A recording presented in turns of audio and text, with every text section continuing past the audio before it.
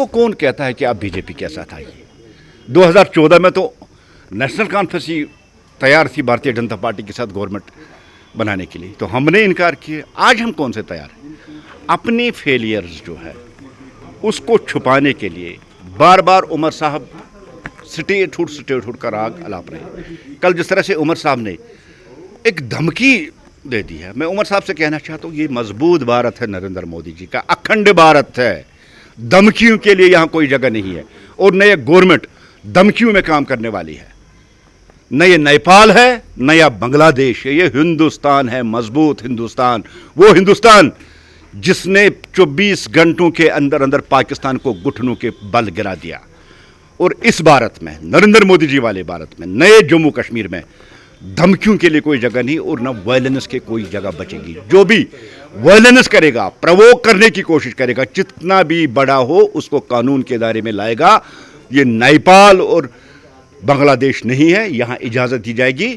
ये अखंड भारत का मजबूत नया जम्मू कश्मीर है, नरेंद्र मोदी जी का भारत है। इस भारत में वायलेंस के लिए कोई जगह नहीं बची है। विक्टिम कार्ड खेल रहा है उमर साहब, फेल हो चुका है। न कहीं 25 वादे हैं, न 12 गारंटियां हैं। जम्मू में सैलाब से तबाहकारी हुई है, वहां न अभी तक रिहेबिलिटेशन और रिलीफ का काम चला। कश्मीर में अरबों करोड़ों का नुकसान मेवा व्यापारी और जो फार्मर्स है हार्टिकल्चर के साथ, उनका नुकसान हुआ।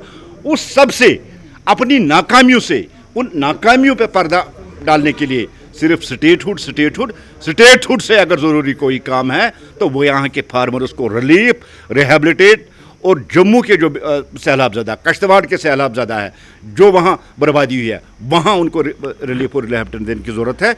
स्टेटहुड अभी कोई इशू नहीं है। इशू, बर्निंग इशूज़ अगर आज के डेट में है, वो हार्टिकल्चर इशू है, वो सैलाब का इशू है। कोई कसर छोड़ती ही नहीं है। कोई बहाना चाहिए उसको इंडियन आर्मी और जम्मू कश्मीर पुलिस पर अटैक करने, क्योंकि उसकी सियासत जो है वो पाकिस्तान, दहशतगर्दी, हुर्रियत, इसके इर्द गिर्द ही घूमती रहती है और कोई भी कसर वो नहीं छोड़ती। कल जिस तरह से नेशनल एंथम का एहतराम करते हुए सारे लोग उठ खड़े हुए, कुछ महज 10-12 लोग अगर खड़े नहीं हुए हैं, उसका मतलब है उनके पास अभी भी वही दहशत गर्दाना वाली मेंटलिटी है, वही हुर्रियत वाली, वही पाकिस्तान वाली भारत में रह रहे हो, भारत का नेशनल एंथम और भारत के झंडे का एहतराम करना ही होगा।